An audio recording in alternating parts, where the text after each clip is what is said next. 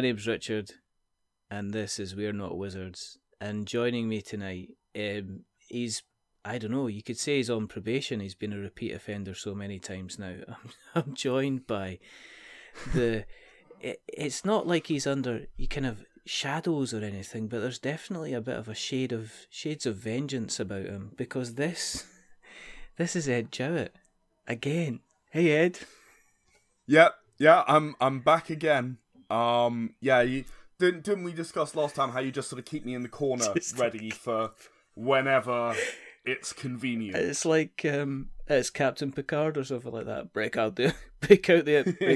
I'm in my ready room. Break out the emergency Jowett. So that's what we've done. But no, I mean that's not fair, because actually at the moment what you've got is you've got a campaign running. When do you not have a campaign running? We're here to talk about Era the Empowered. It did happen. Yeah. Sorry, there was actually a time, I would like to point out in my defence, there was a time between October and January, where I didn't have any campaigns running at all. Objection, Your Honour. Sustained. He was still marketing. We know that.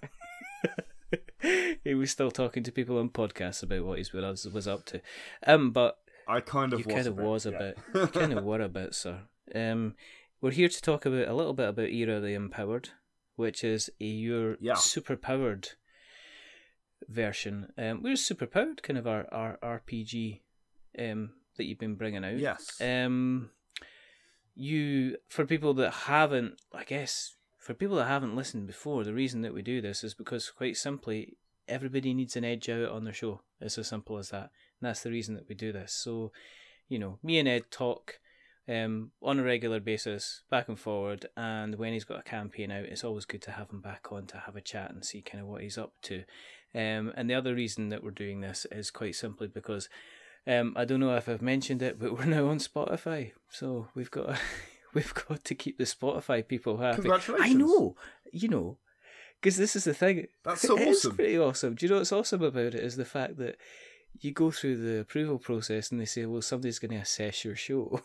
So some poor guy, some poor back guy at Spotify Towers or whatever has been sitting there having to listen to this. So I'm really sorry. Oh, that's brilliant. And just think, he's also missed out on all of the Kickstarters that I've been talking about. So he's like, oh my god, that sounds amazing. I really want to get it. Oh, failed. I know. He's been building up and going, right, that's it. Much links in the show notes. Goes to the show notes, realizes that everything that he or she has clicked on is now completely expired. So just heading for a kind of complete land of disappointment. Last time we were speaking, we were talking space stuff, and now we're talking. Yes, we're now talking superhero stuff. So, have you? I mean, this is you've done the Era the Empowered stuff before, if I'm correct. Ah, yes. Well remembered or well spotted. I'm not sure if it's remembered or spotted. It's definitely but whichever remembered. It is, well done. Well researched, I think, Ed. So Era the Empowered had a Kickstarter in October 2015. It was actually the third game that I put out. Yeah. And at the time, I only did a rulebook primer. Now, those people who are familiar with my campaigns would already know this, but a rulebook primer contains the basics of the rules that you need to play. Yeah. It usually contains either limited or, in this case, no character creation.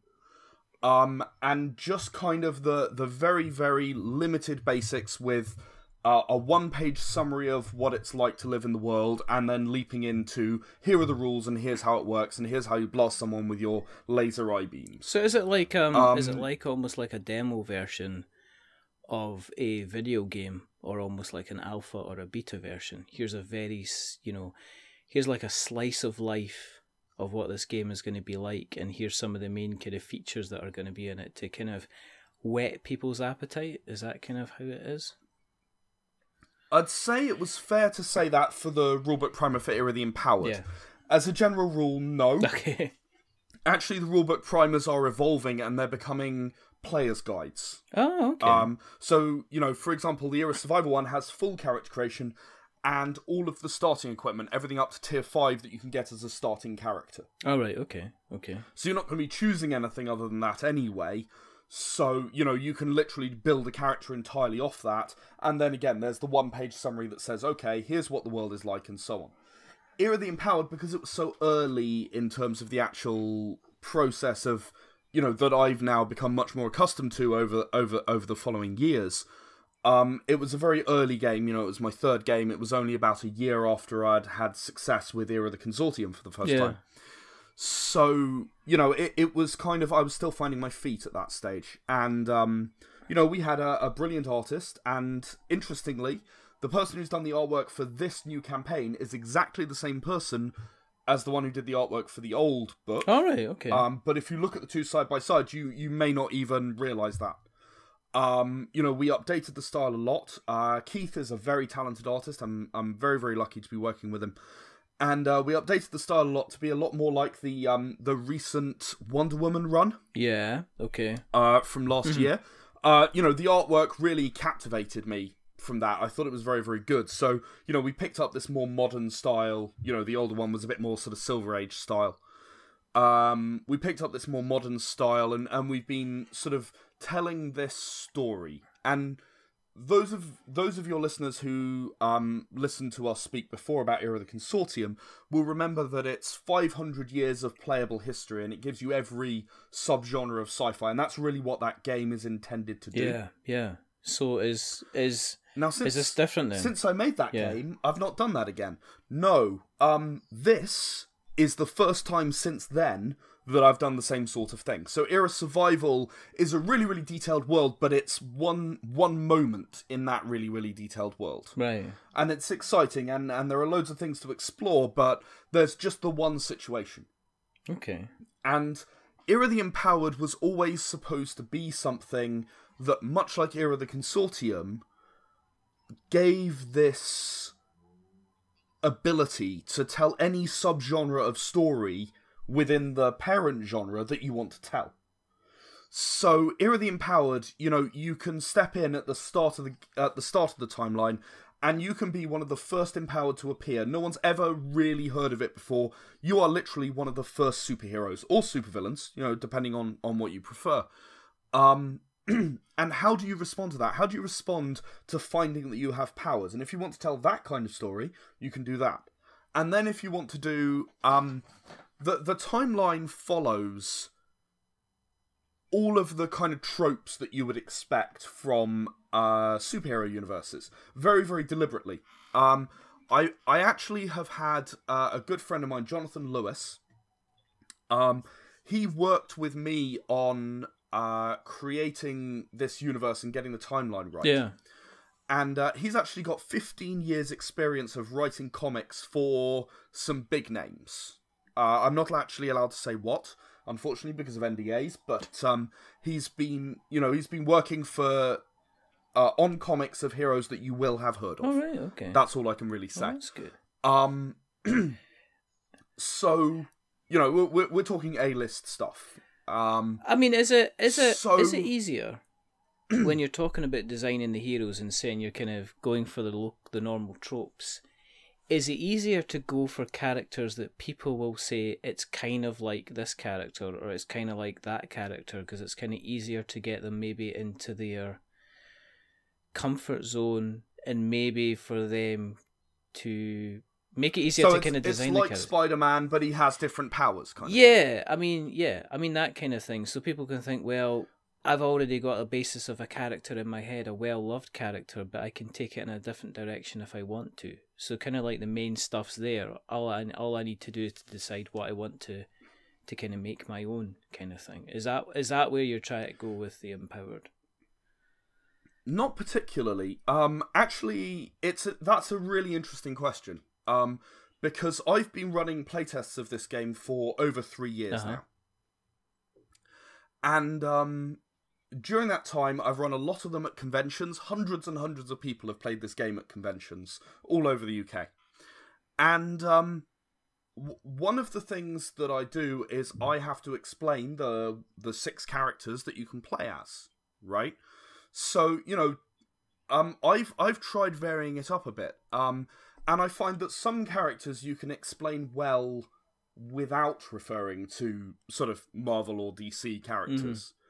And then there are other characters that you really do need to refer to it for. For example, I can explain that one of the characters has what I refer to as visceral telekinesis.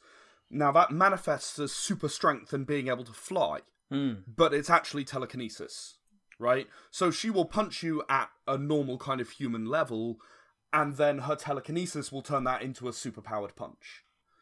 And I don't really need to mention Superman to explain that, she has super strength and can fly. Yeah, okay. Whereas on the other hand, there's another character who I found it very, very useful to mention. She's a little bit like Green Lantern, but with shadows. So she can make anything she likes out of shadows. Yeah. She can shape stuff. And everyone instantly knows exactly what I'm talking about because I mentioned Green Lantern, but with shadows. So it really varies from character to character. It's actually, as I said, a really interesting question. I don't intend for everyone to only be able to play characters that they know of and already exist. And certainly there are some characters in this setting, the main characters, who have powers that are perhaps not the basic obvious stuff. We've got someone who can pull any object out of his pocket that he encountered in the last 24 hours. To varying degrees of success. All right, okay. So he needs a weapon. He might reach into his pocket and pull out a baseball bat, or as on the front image of the Kickstarter there, in the bottom left hand corner, he might pull out a rubber chicken. It's not exactly reliable. And if you like the sound of that, keep listening, because I'm bound to talk in a few minutes about the audio stuff we're doing, and he has an audio story entirely devoted to him. Oh, right, okay. It's story number 1. So I'll talk about that in just a minute. But in answer to your question, you can play as people. You could play as Spider-Man. I have built Superman, Martian Manhunter, Iron Man. I have built all of these characters in the system to make sure that it works, to make sure that it supports things. Yeah. So people could run a play DC Marvel event. They could say, okay, let's run a clash between different characters from those kind of universes and kind of see what happens. If you wanted to do that, you absolutely could. Okay. Yeah. Equally, you could create Weak Nuclear Force Man. He has the ability to control the weak nuclear force. That was one of our playtest characters. Rubbish superheroes. Oh no, it's brilliant. He has the ability to make anything he likes radioactive. See, I'd like an ability for people who, no matter how much they try to close a cupboard or a door, it always remains slightly ajar. So that's your power. You are a sadist. You could go around and you could just say, right, and it's just an effect that kind of gets on them, but they go to try and shut a cupboard door, or they go and try and shut a door. It remains slightly ajar. It doesn't work on car doors or heavy mechanical stuff, but just like doors. Do you know what I mean? Goes to like you get a glass out of the cupboard, you try to close the cupboard is just like a few millimeters. Do you know open. what it's almost like? It's like, you know how if you put a positive to a positive on a magnet and there's just a slight force, right? And they just appears and it just won't. Close. It's not a case that they're wide open. We're not talking like the Sixth Sense scene where the mother turns round and every cupboard's kind of and drawers wide open. All I'm talking about is maybe a couple of millimeters. Just enough. And it's just enough for it. Just enough to annoy you. Just enough so it's not sitting flush. Do you know what I mean? And everyone's going like that. Well, what did we do? Well, we stopped the bad guy. What did you do? Well, I basically destroyed all of his weapons by melting why are them. you in prison? You know? What did you do? Well, I made sure that for the next 24 hours, as he goes round his house, he won't actually be able to have the privacy of going to the toilet because the door won't lock properly. Oh dear. But are you I take it, is this relying on the players? Can players sit down and say, right, let's have, a comedy type experience, or let's have a really, really kind of serious kind of experience. Kind of thing, absolutely. In fact, we've done both, but most recently, and I'm actually playing a game on Saturday. I don't know if this will come out before that or not, but I'm actually playing one of our playtests on Saturday, and I'm currently playing one of the characters. And she is in fact the one I mentioned earlier who can fly and has super strength. So she decided that she didn't want to get in a lift with a bunch of sweaty people, so she can fly. So she flew up the outside of the building and knocked on the window. And the response of the guy inside was to close the blinds. So she punched the window. And the GM goes, no, the window is completely indestructible. There is nothing you can do to break the window. I'm like, fine, okay. I go back down. I walk up to one of the other characters who's an alien. He happens to have a plasma cannon. So I sort of tap him on the shoulder and point over there, grab his plasma cannon, run outside, fire at the window. Now, the entire wall around the window is destroyed, but the window just falls out and hits the ground, completely unscathed. Oh, that's brilliant. I return his plasma cannon to him, and then I fly up and through the hole where the window used to be. And the guy inside is going, what? I'm like, you didn't open the window. I knocked on the window and you closed the blind. I mean, come on. That's just rude. Do you do a voice? I'm not good at voices. There are those in my group and in my team who are very, very good at voices, but I am not. I can't do accents and I can't do voices. This came up last time. I think every time you've been on, I've tried to get you to do an accent, and you've point blank refused and stuck to your guns and says, I do not do accents, right? Do not ask me to do voices. Well, actually, it's funny because I was talking about the audio stuff. Yeah, you are, yeah. And which is the link, you see. It's because I was gonna. You're ruining my vibe, my show notes and my organised kind of thing. You're just wrecking it. You're wrecking it. You're Grace Jonesing my show. I was gonna say, because that ties in. If you're not doing voices, then who's kind of doing voices for the audio? You see, but you ruined it, Ed. It's fine. No. What? I'm really sorry. So the answer is Leo. Leo Kosh, very talented guy. Yeah. And actually, I directed the ones which are on the Kickstarter. There are going to be 5 in total. Mm-hmm. There are 3 currently out. There's another one coming out on Sunday. And they touch on many of the eras that I was mentioning earlier. So, Approaching Atlantis is the second one. It's based at the point where Atlantis invades the surface.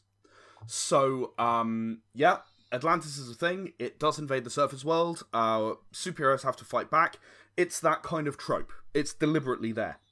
Look, just in case you want to play that game. It's because people are familiar with it as well. So, I mean, if you put in scenarios... Indeed. Is it, I guess if you said, that it's different with Consortium because you've got the 500-year history. So I'm guessing people are involved in that. Once they read all the background material, it's easier for them to kind of create a campaign.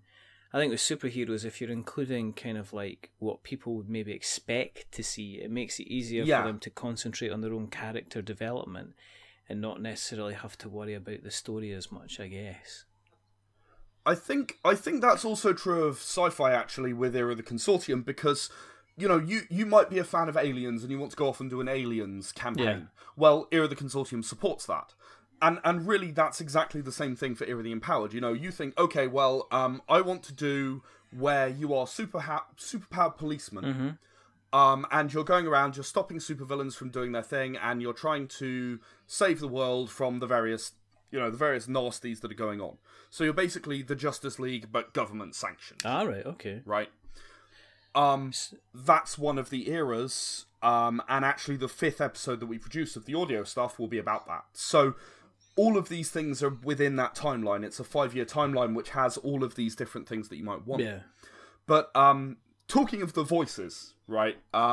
So Leo sat there and he produced these amazing voices, and I'm just sat there going, oh my god, it's fantastic. Because I was directing him. So I was going, oh, that's not quite right, or can you repeat that sentence? It's not quite, not quite got the right emphasis, or whatever. So I was doing that stuff, and there therefore were times when I was saying, no, you should say it like this. And I would attempt an accent, and we'd both fall about laughing because I am so bad. Can you not? Can you not do? I am. Can you really not just bad. even try an accent? Can you do like Can you do Superman? I canna. You're so joking. You can't do Superman. You can do Batman. Anybody can do Batman. No, I can't. No, I can't do Batman. See, I'm shit. Sounded like you with a cold.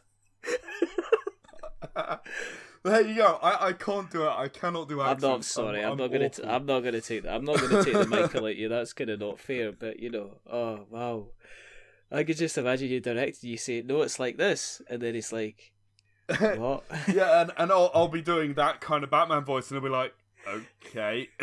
Do you want a cup of tea, Ed? Because it sounds like you've got a bit of a throat going on at the moment. Where did the idea for the audio stuff come along? I mean, did you just decide on this Kickstarter, or has it been something that's been kind of brewing for a while? Because that's some kind of undertaking. I mean, doing this.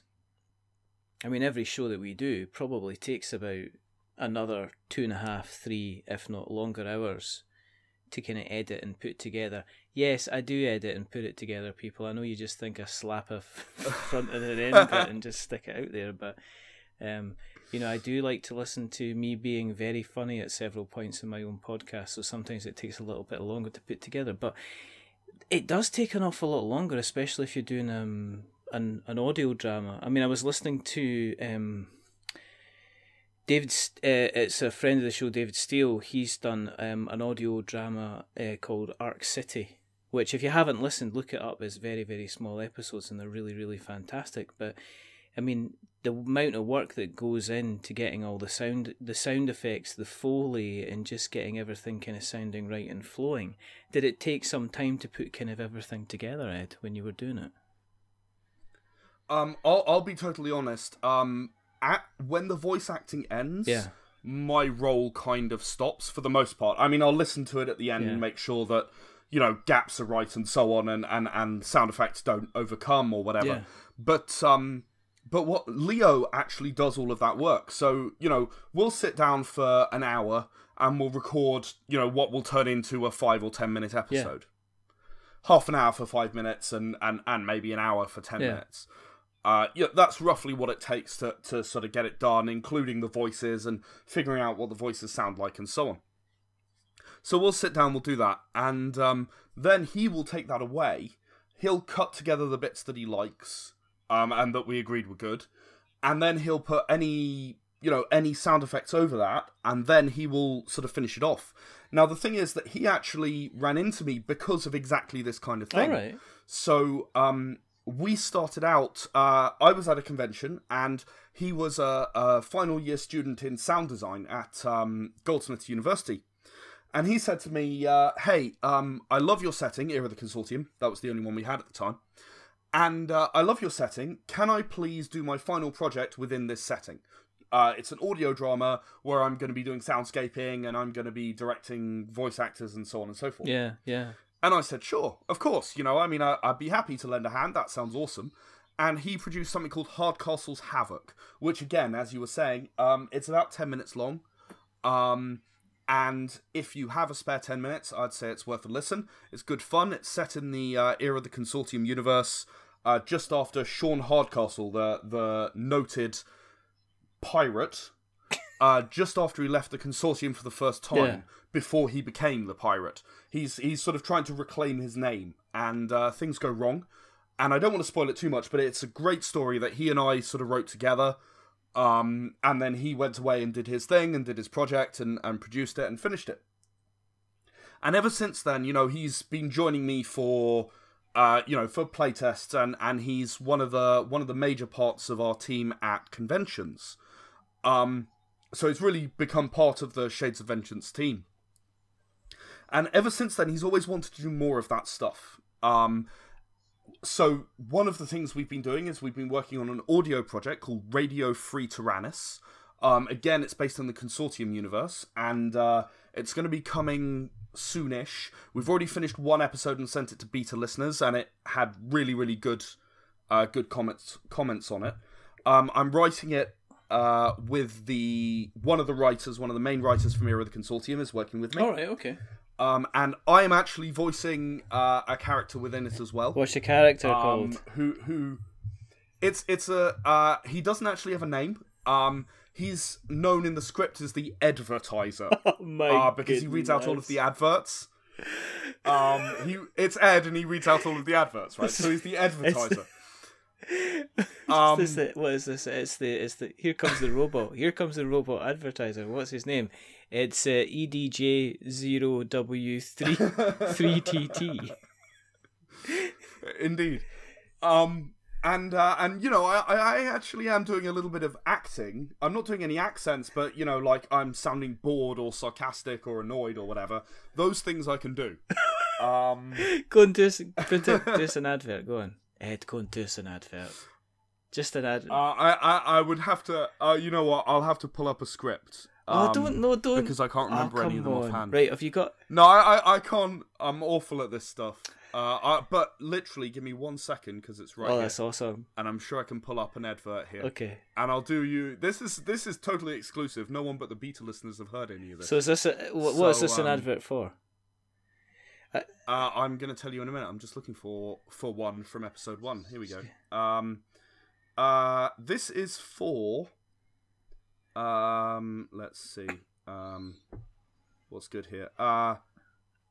Here we are. An advertisement for a Vilithi chiropractic office. Vilithi are one of the species in Era of the Consortium. So, it goes something like Let me lead you in, okay? Okay. With news of meteor strikes hitting and causing disruption across the central belt, we're going to come back after the break to discuss how you can defend your spaceship against thousands of tons worth of frost giants heading your way. But first, a word from our sponsors. New Horizons Chiropractic Office has immediate openings for clients. They're a brand new clinic in the Diane Green Medical Complex in Terma District. If you're suffering from chronic pain, there's no better relief than Dr. Cloudless Summer Sky's personalised body adjustments. Call now for an appointment. Serving Ulutian, human, and Vilithi communities. Sorry, no Zimians at this time. That's brilliant. So there you go. I do that kind of stuff. That's pretty cool. And that's what I do in this Radio Free Tyrannus. And the sorts of things that you're talking about are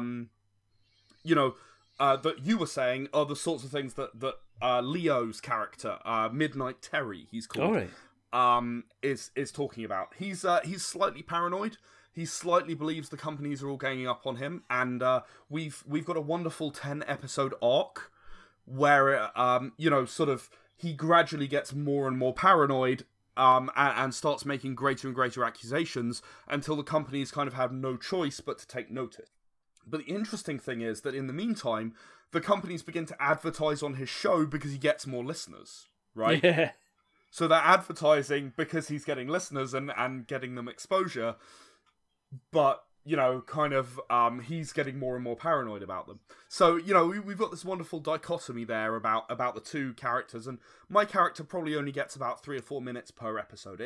It doesn't do much speaking out of the half hour, but, it's a bit of fun, and it breaks things up a bit, and Amy writes those adverts fantastically. She writes some serious ones and some humorous ones, and there's one where he's talking about sort of Vilithi off-label medical cures that may cause you to spontaneously sing. And I'm sort of having to read this out in a deadpan sort of way, which is it's quite an interesting challenge for me as someone who's not really a voice actor. But as I said, the beta listeners seem to enjoy it. Maybe your listeners enjoyed my little cameo there. We'll see. If you like it, then Radio Free Tyrannus, it'll be coming. But back to Era of the Empowered. Yeah, back to... we sort of we're also doing an audiobook for Era of the Consortium. So all of that 500 years of history is made up of short stories, and we actually did these 5 episodes as a kind of warm-up to the Era of the Consortium book, to sort of figure out what it sounds like, and we're giving these away for free. You know, we're not trying to make any money off them. We're literally just doing them to go, hey, this is what we think the universe sounds like. You know, what one step beyond what it looks like. Here's what it sounds like. I think that's important. I think it's I think it's more important than most people give it credit for, particularly in role-playing games. Yeah, I think it's always, people will always remember what there's a difference between. Do you know what it is? I'll tell you what it was it. Whenever they adapt a book into a film, and you get the characters' voices, and it's like it never sounds right. No, it's like Harry, you know, as a young man, but reading the Harry Potter books, and I remember reading the Harry Potter books before the actual films kind of came out, and kind of I was the same, and Harry Potter does not sound like that, and Hermione definitely doesn't sound like that. I know. You know, and since when was Cho Chang Scottish? that threw me. I remember that because I saw the movie and I was like, what? I mean, it's totally valid, right? I'm not complaining about the fact they included a Scottish person in the movie, but yeah, you better watch that, Ed. What? What? Like, no. I mean, my head voice for her, no. Yeah. It wasn't. Yeah. You know? And it threw me completely in that particular movie. I have to be honest, I'm not a big fan of the Harry Potter movies. I liked the books. I read them as I was growing up. The movies never seem to measure up. But that's a book turning into movie problem, which I could rant about for hours. Yeah, I guess my point was about, you know, reading something for so long and then actually finding out what they think the actual sounds should be for that particular character. I mean, it goes all the way through. I mean, you can even say the thing about, you know, touching on going back to the Empowered, is the comic book thing is a very, very big thing. You know, it's like, what does Superman sound like when he's flying? You know, what does the Batmobile sound like? You know, what does the Joker? Yeah, you know? and actually, it's funny because before I ever read a Batman comic, I watched one of the Batman animated series, and so I knew what Batman sounded like. Yeah, and in a sense, that's sort of what we're doing here, because before anyone's read any of these stories, they will have listened to the audio episodes. You will know what Martian Pants Man sounds like. That's the guy with the rubber chicken that I mentioned earlier. Okay. He wants to be called Forethought. Yeah. But unfortunately, when he first discovered his powers, he staggered into town drunk, found a mugger, pulled a police car out of his pocket, and told the policeman to arrest the mugger, which he did, and then he loudly declared to someone with a video going of this random event that he was Martian Pants Man, savior of the universe. So and unfortunately, no matter how many times he asks people to call him Forethought, everyone refers to him as Martian Pants Man. Of course. And actually, we have a play with that in the Technodal story. That's the episode 1, the audio episode 1, because it's a way of fleshing out the universe, and we have our own comics as well. We've actually got one on Kickstarter right now called Blue Shift. It's well overfunded. In fact, we're nearly at a stretch goal that'll double the length of the comic. And that's for the Speedster, Blue Shift. Blue Shift's one of the... Blue Shift features... You feature him in the actual video for how you do the character sheets within the Empowered, don't you? It's her, but yes, sorry. It is. She is the one that I build in that. We've also done Lacuna, who and again, you know, we're talking about, it's like this. Lacuna is a bit like if you had the ability to make portals like the game Portal. Yeah. Okay. You see, you instantly know what he can do and what he can't do. You know, Lacuna has his own comic. Blue Shift has her own comic. Violet, my character that I mentioned earlier, has been written a little more sensibly in her comic.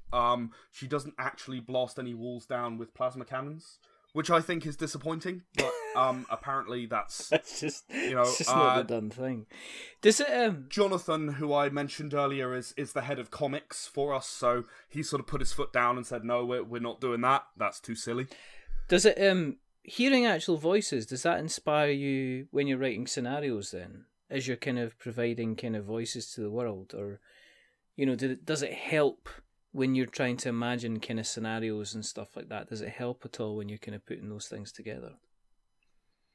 For me personally, absolutely. If you know that a character sort of speaks in a very halting way with loads of gaps, like they're a bit paranoid, you automatically build up a picture of this character. You know exactly who they are immediately. And if you're then going to write a scenario where they're either, maybe they're NPC support, or maybe they're even the villain, or you instantly know that this person's going to act in a certain way when they're cornered or when they're kidnapped, or however you want to work out that scenario, it leads you from A to B to C to D. Because for me, both story writing and scenario writing are about a journey from one place to another. Yeah.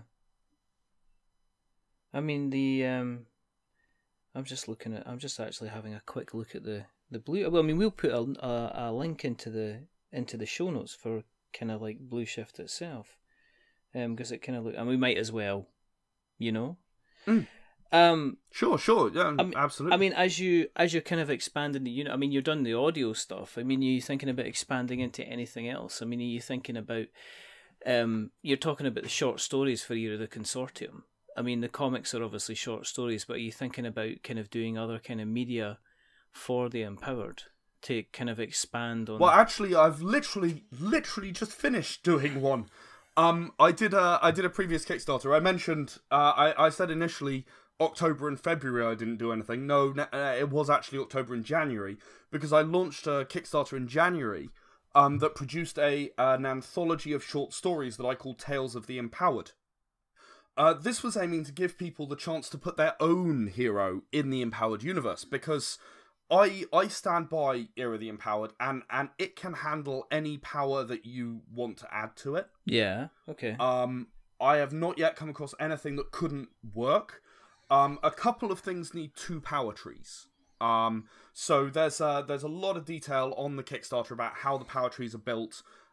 It's under Your Character. There's a title called Your Character. And I go into a lot of detail. That's where the creation of the Blue Shift character is that you mentioned a minute ago. Yeah. And then at the bottom of that section, there's a detailed description of, okay, so this is what a tier 1 power is, tier 2 power, tier 3 power, and how you choose and how you make a difference. There's obviously a lot more about that in the rulebook, and actually there are 45 example power trees in the rulebook for sort of all of the main types of powers that I could think of, from Wolverine kind of healing, telepathy, having other people's powers, copying other people's powers, all of that stuff. It's all in there as examples. So, if there is one of those 45 that appeals to you, or it's really, really close, then it's a quick adaptation for what you want. But, the basis of the thing is that any hero could be expressed in these power trees.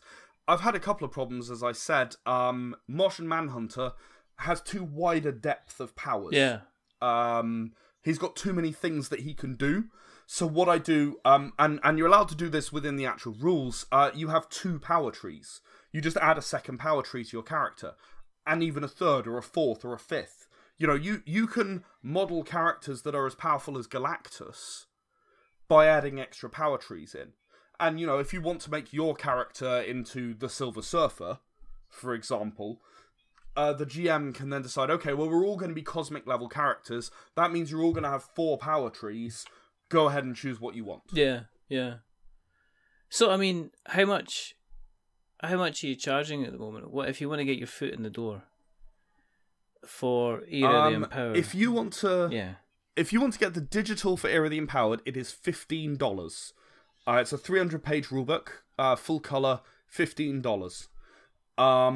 If you want to get the physical, that is, let me make sure I find the right tier here, $42.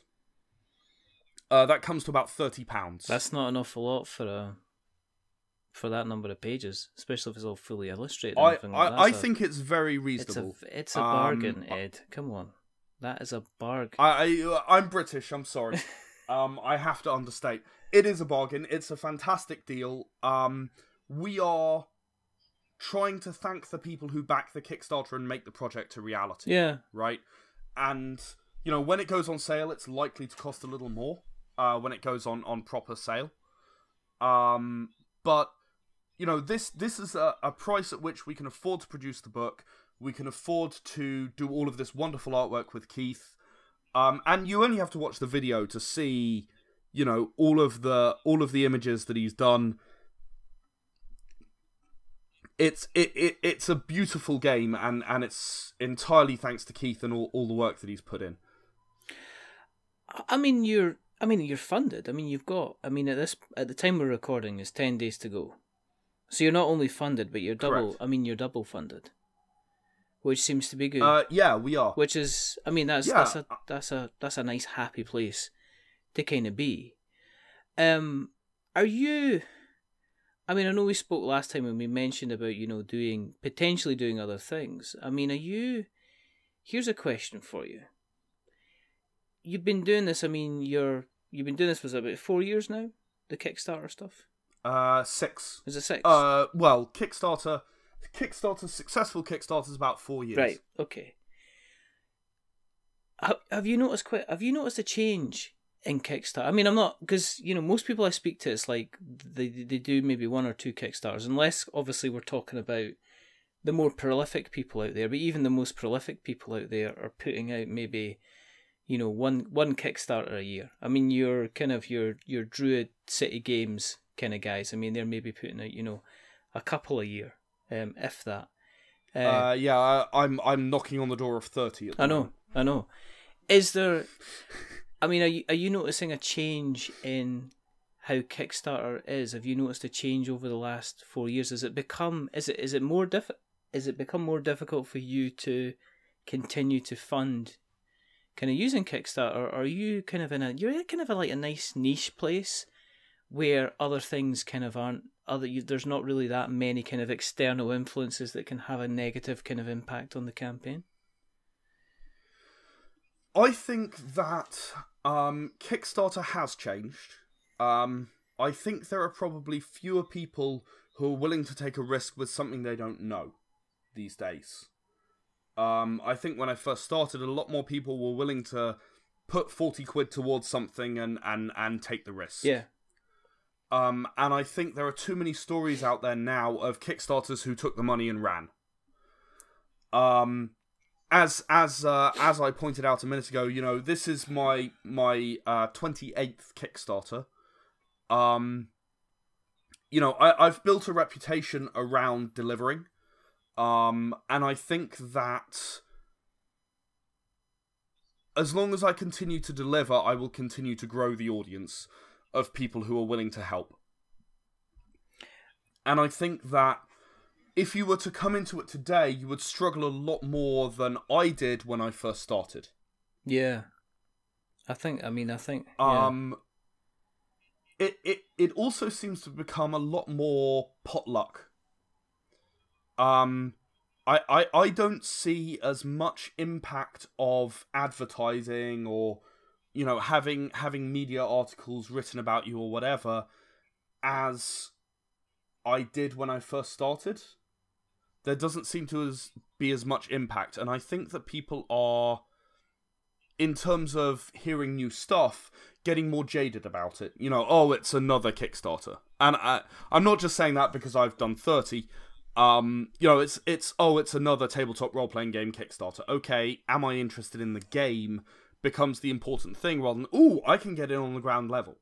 Yeah, I think it's... And I think that's... Yeah.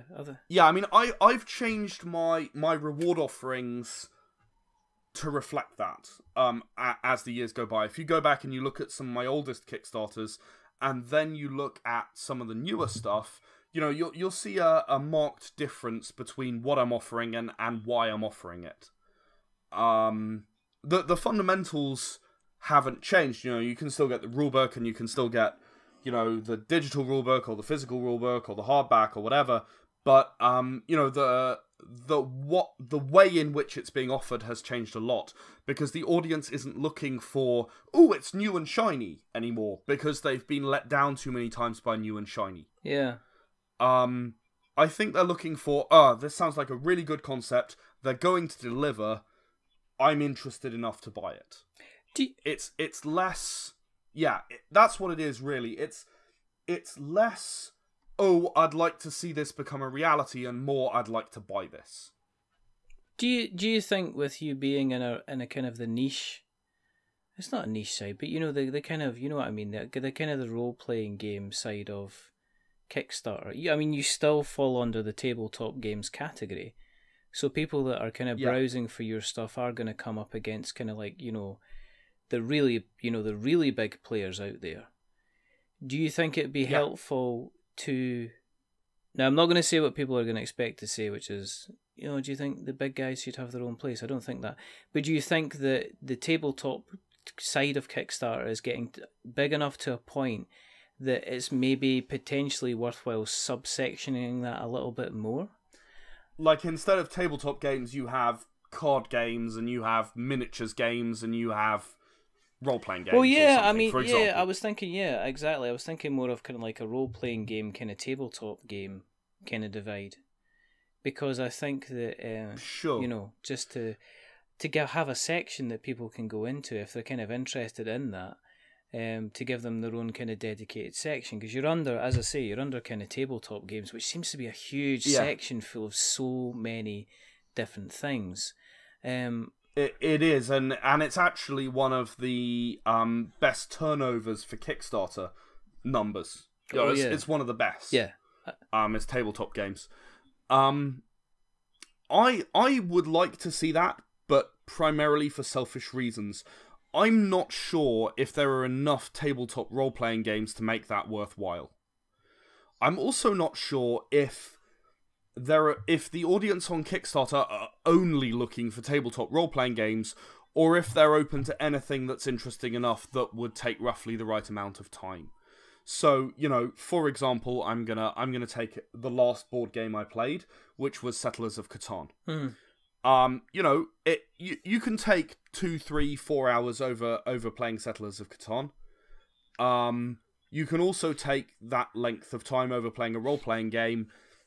Do we think people are looking for a game that they can play with a bunch of friends that will take 2, 3, 4 hours? Or do we think people are looking for a tabletop role-playing game versus a board game? Honestly, I'm not sure. I think it would be something very interesting to see, and I definitely think that those people who are looking for tabletop role-playing games would find what they're looking for more easily. Yeah. But I also suspect that you get fewer impulse buys from people who were really there looking for board games and saw a role-playing game that was interesting. Yeah. So I'm not sure how that would balance out. It's difficult because it's like, would you get less traffic? But is there kind of quite a lot of external influences to Kickstarter now? So many external influences to Kickstarter. I mean, like, you know, KickTrack, for instance. I mean, every time I see a campaign, everybody talks about KickTrack. And KickTrack, basically, all it is it's kind of like an estimation device for helping people to see what is really, really popular, what is funding really, really well, and what is likely to do big numbers, which grates with me. And I'll tell you... Yeah, honestly, for me, KickTrack is a tool that's supposed to be used by creators. Yes. You know, customers should not be going onto KickTrack and going, oh, that's made $10 million, it must be brilliant. That's not the way round it works. Yeah, that's kind of what I was going to say. It's like it measures maybe number of backers, it measures the percentages kind of fund over, but it doesn't seem to potentially measure how... It doesn't measure kind of maybe how interesting the game might be, or how different the game might be, or what's unusual about it. Because let's face it, okay, you go to Kick Track, Batman, let's talk Batman. We're talking about kind of superhero things. The Batman behemoth is there. He's the top of Kick Track. It's probably the top of the BGG hot list. It's probably the top of everything at the moment in relation to board games or Kickstarters because of its success. And fair play to Monolith for doing it. They have pulled an absolute blinder of a campaign, yeah? But if you were looking at Kick Track, you might not necessarily see the 50 or so other games which are potentially really also worthwhile looking at, because they'll be further down and there'll also be hundreds of people maybe clicking on the Kick Track link, because that's the other thing that I see people saying, click on the Kick Track link. I do it myself, if I'm a part of a campaign at all, then I'm always encouraging people to click on the Kick Track link, because what that does is that helps it move up the Kick Track link of hotness, the table of hotness kind of thing. Right. So it's kind of, I'm just interested in your take, because obviously if I ask somebody who's running a board game campaign, I think they would love to see almost like showcase, here's this month's showcase kind of campaign, and Batman would be in the showcase campaign because it's obviously going to do millions. Gloomhaven might be there, all these, Kingdom Death Monster might be there because they're guaranteed they're going to fund ridiculously huge numbers. And then I'm thinking about guys kind of in the middle, like guys like your Seize the Beans that I had on, the guys from Seize the Bean that I had on recently. There's the guys of War, of War and Men that were on, who are coming and be funded. They're not going to do, even Kami-sama, when I was speaking to AJ the other night, they're not going to do millions and millions of pounds, but they're all very, very interesting, very, very kind of fun looking games. And how do you kind of get that name out? So I was just interested to see from your perspective as somebody who maybe people aren't going to stand there and go, oh, I can either pledge to Batman or I can pledge to kind of Era the Empowered, because it's you're looking at pretty much two different subgenres. So I was just being nosy and interested in your take on it. Yeah, no, that's a really interesting sort of topic in general.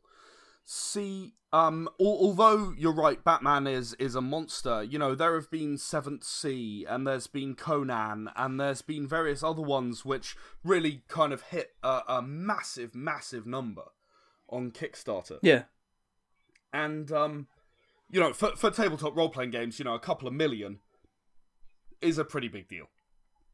Yeah. I think that there is a fundamental problem in all of these things. Kick Track, also Kickstarter's projects we love. These things are not decided based on necessarily how good the project actually is, or how interesting or how different, as you were saying. They're based on, particularly Kick Track, it's based on numbers, because you can do that in an automated and easy way. There's no person who has to look at it and figure out whether it's interesting or not. Exactly. You just put the highest number at the top, and therefore that's the best, and therefore it gets better and better and better. And then all of the things which are unique or are trying to do something different, and I'd like to think that I fall into that category, with Era the Empowered, with Era the Consortium. I'm trying to do something that's a bit different that you don't see every day in role-playing games. You seem to be... And because... I was going to say, you seem to be quite comfortable now with not chasing the big numbers. As in... I think... Don't get me wrong, I would love to have big numbers, but, I've got to be realistic, and the realistic thing is that, unfortunately... Unless you have, in tabletop role-playing, unless you have a property that people have already heard of, Seventh Sea, Conan, Starfinder, people have already heard of all of these games, right? They already know them, and they'll go, yeah, I'll get that because I enjoyed the last one, or I played one game of that 10 years ago and I remember it being awesome, I'll buy it. There's a lot of nostalgia in the tabletop role-playing game community. Yeah. Which is absolutely fine. But as a new guy, I don't get to take advantage of that. So, what I find, and one of the things that I would really like to see change, if there was any way of doing it, would be to give those large campaigns that are already going to be large and huge and massive less publicity. and I'm not necessarily saying give it to my campaigns, give it to other campaigns, give it to campaigns who you might not hear of otherwise, right? There's a card game that I know the creator of. I met her a little under a year ago out at MCM Comic-Con in London. And she's doing a card game which is about sort of each one has like a comic strip on it, and it's about storytelling. Karen. Right? Karen Rubens, yeah. Oh, have you spoken to her? Yeah, she's been... Oh, right, okay. Yeah. Of course. So I met Karen a little under a year ago at MCM Comic-Con, and we discussed her game, and I gave her some advice and so on, and she removed the playing cardness from her cards after she and I had a chat, and I said, look, I think this is confusing and it doesn't help your theme too much. So, that was just one example, and we sat down, we had a half-hour chat and chatted about her game and how it might be improved. Karen's amazing. I thought Karen was a fan. Karen's awesome. Karen is absolutely awesome. No.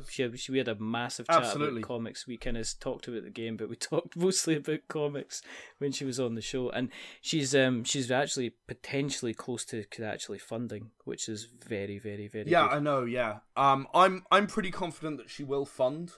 As you might imagine from the number of Kickstarters I've done, I've done a bit of a gut feel study on Kickstarters in general. Yeah.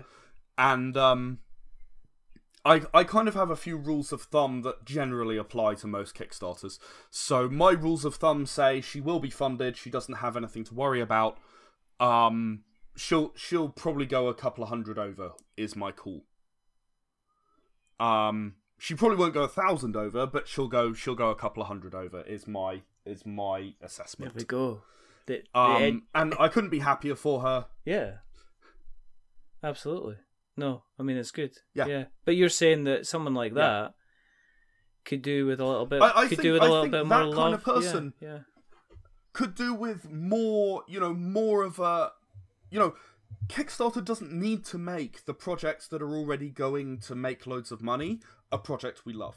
It's not necessary because they're already going to make the money. Kicktrack doesn't need to put them at the top of the list because they're already going to make silly amounts of money. Yeah. It's Batman. I'm sorry, it's Batman. It's a Batman miniatures game. It's going to do amazing, right? And as you say, they've done a great campaign. Their product looks good. I'm not knocking it in any way. I'm saying it doesn't need the help. Yeah. Right?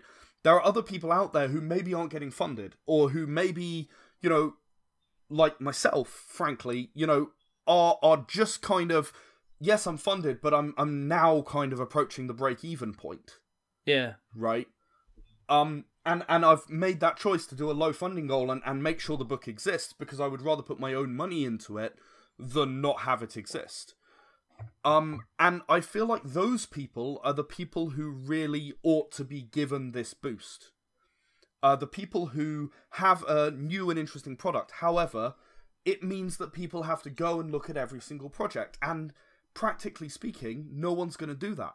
No. There's no one out there who's going to sit down and trawl through all of the tabletop gaming projects and go, wow, this is really different, this is really unique, it's really interesting.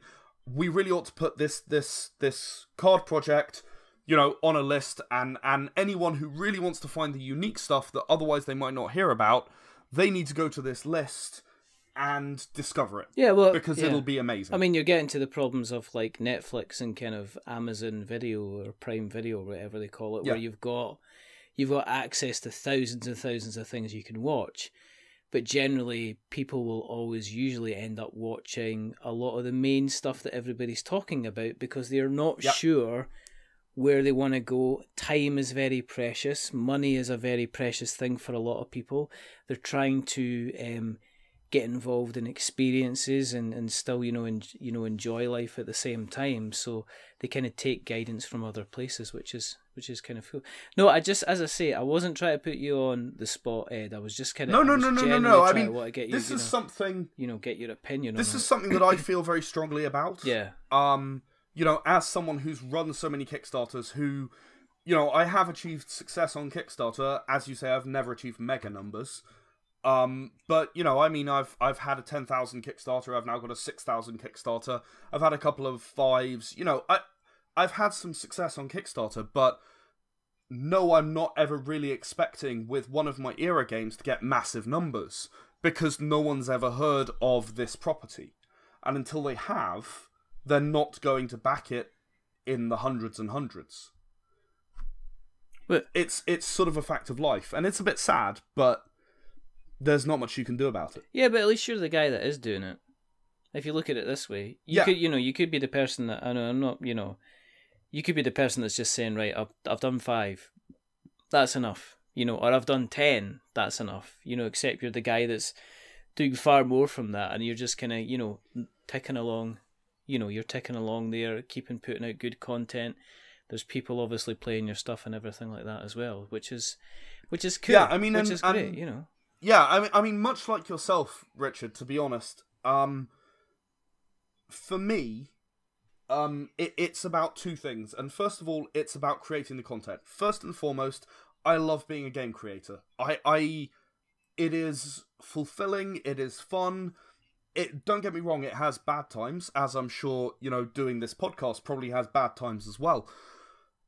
But, it's something that I love doing, and I do not regret for a moment, really. Yeah. I can moan and complain, but I don't regret it. Yeah, if somebody said to me, tomorrow, you can have the job that you've always wanted, or you can have the lifestyle that you've always wanted, but you can't really do the podcast anymore, I'd be like, okay. It'd be it's a I've sort of had a different discussion with someone. What if someone offered to buy Era the Consortium for £1 million, so I could never make anything in that universe ever again? Yeah. But I'd have £1 million. Could I sell that? And that's not even a question I have an answer to. I don't even know. If that happened, I'd probably be totally blown away and unable to answer. So let's hope it wouldn't be a time-sensitive situation. But on my side, yeah, I am completely kind of buyable and shillable. So if somebody did offer me the dream job, it's like, buy. I could say who'd like to buy 150 podcast episodes. Some of them I don't always sound like an idiot in, but no, I know kind of where you're coming from. Yeah, and so that's the first thing. I love being a creator, and I wouldn't want that to change. And as long as creation is my primary goal, I think I'm always going to make good stuff. That's my opinion. And if I like the stuff I make, then there are people out there who will like it. Absolutely. No one is that unique that they like something and no one else can find anything to like about it. Absolutely. The second thing is, as you were saying a moment ago, it's about putting out content and building that audience person by person, if that's what it takes. My mailing list, I have opens and clicks that make most of the gaming industry look really, really poor. Because everyone who's signed up to my mailing list or is on my mailing list because they backed a Kickstarter, they already like my stuff, right? And they know that whatever I'm producing, it's going to be of the same quality because I produce so many things of that level of quality. Yeah. So you might not like superheroes, and you might decide that you don't want to back Hero the Empowered because you don't like superheroes. But you know that in 6 months, I'm going to have another game, maybe that's a horror game, for example. Yeah. And I know that person's going to come back when I have a game of something that suits them. Absolutely. And it's about building that audience person by person, and I'm sure it's been exactly the same way with you and We're Not Wizards. It's about getting that audience one listener at a time as you continue to make content and continue to prove that it's worth doing. Oh yeah, I mean that's the thing.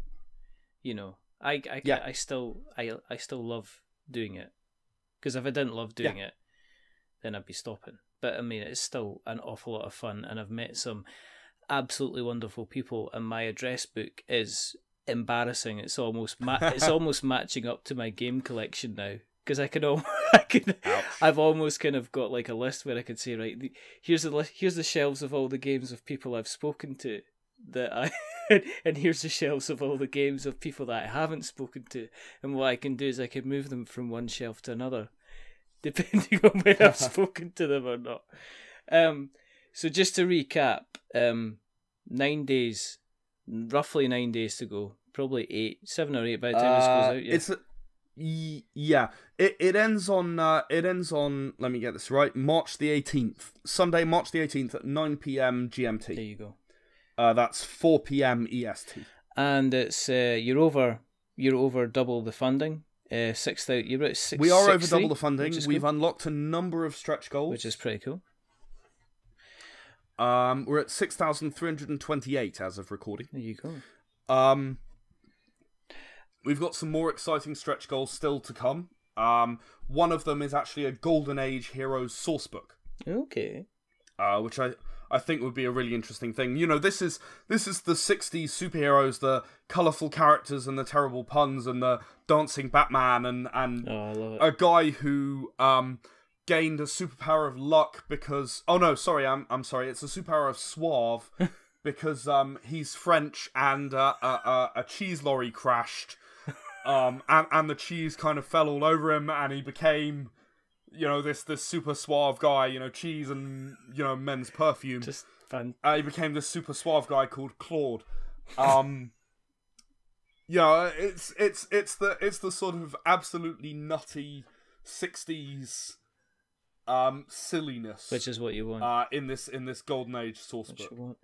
Well, what we'll do is we'll make sure, as always, there will be a link that will go into the show notes so people have some place to click, so they can go through, visit the campaign, they can have a quick look, and they can consider pressing that button and giving it a back. For people that are looking to find you in general, Mr. EDJ0W333TT, where can we find you on the internet webs, sir? You can find us at www.shadesofvengeance.com. That's our main website. Yes. It's got information about all of the games on there if you want to know anything about any of them. You can also find us on Facebook, Shades of Vengeance. And if you're interested specifically in Era the Empowered, we actually have an official Era the Empowered Facebook group. Oh, okay. And if you join that, we actually put out daily content.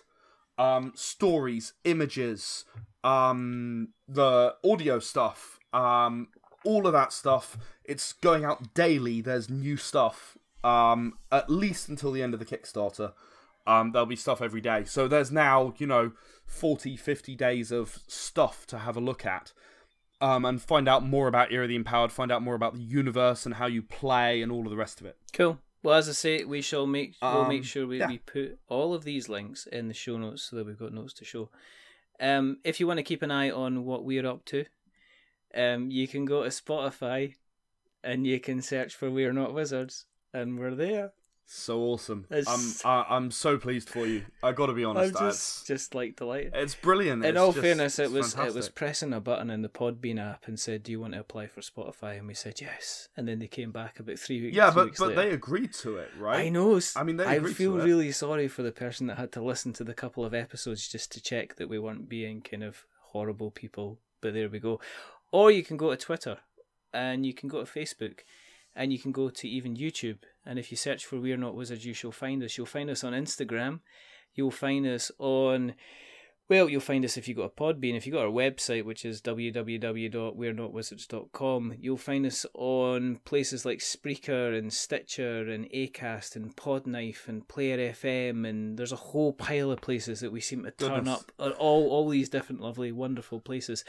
If you want a t-shirt, go to Redbubble. We have a Patreon, but, we love everybody that's coming on that. It's just ridiculous. It's like, stop it. You're embarrassing us, but thank you for everybody that's supporting us there. If you like what you've listened tonight, please go to Apple Podcasts and drop us a subscription. Because every time that somebody does that, it means that the snow doesn't come back again. And we don't want that to happen. If you like us even more... Oh, so you are a wizard now? Because... Ed... Like whenever they click a subscription, then the snow doesn't come back. So you magically make it. No, I'm a very powerful meteorologist. There's a difference. I know exactly which cloud to interact with. So that's not magic, that's pure science, my dear. Oh, I see, I see.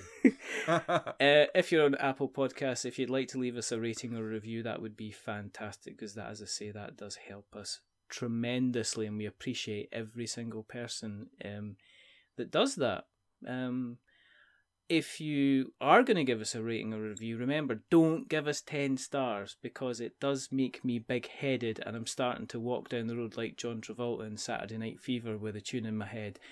But don't give us a 1, because I have a face for podcasting, and you do not want to see me cry, because I am an ugly crier. But give us something in the middle, which is like a 5, because it's average, and we are decidedly average. But the gentleman who's not been average tonight, he's on probation. He's a repeat offender. He's a top guy, and I have a lot of time for him. You're gonna have to come up with a new term for me, because I am gonna come back at some point. Just the lifer. You're just gonna have to come up with something. I'm gonna have to think about it. I don't know. It's rather wonderful. The rather Before fantastic. long, I'll be heading for the electric chair.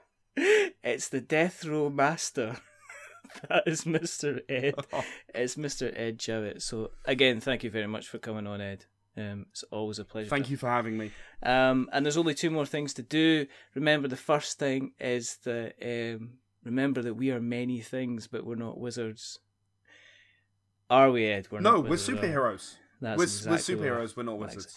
Yes, we are.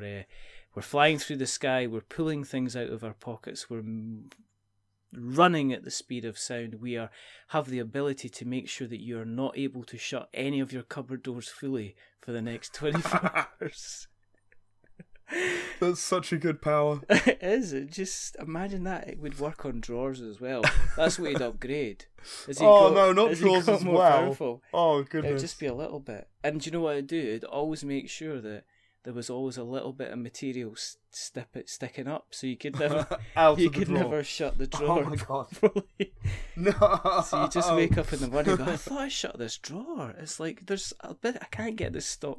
I mean, it's just a nightmare, an absolute nightmare. You could drive people just to distraction with that. And the second thing, rather than going off on drawer tangent, is to say goodbye. So it's a goodbye from Mr. Ed Jowett. Say goodbye from Shades of Vengeance. Say goodbye, Ed. Goodbye. And thank you for listening. And it's a goodbye for me. Remember, stay safe, roll 6s, and 10s, please. 10s. Roll 10s. We always roll 10s when Ed is on. And check out Era the Empowered. But until the next time, it's, you wouldn't say to infinity and beyond. That's Buzz Lightyear, isn't it? How about Martian Pants Man, Protector of the Universe? That's a good way to go. Watch out what I've got in my pockets. But until the next time, goodbye.